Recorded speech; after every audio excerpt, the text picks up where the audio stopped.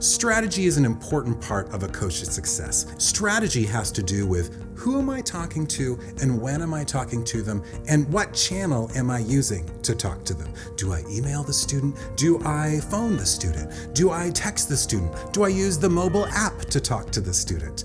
Different programs and different types of students are going to react in different ways to those messages. How do we reach out to them? Strategy is what it's all about in figuring that out. Listen to one of our coaches talk a bit about strategy in this next video.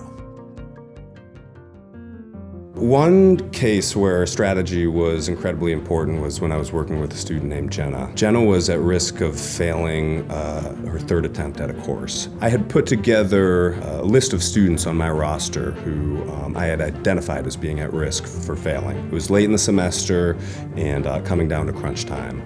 I was able to communicate with her through text, and we set up a time to talk.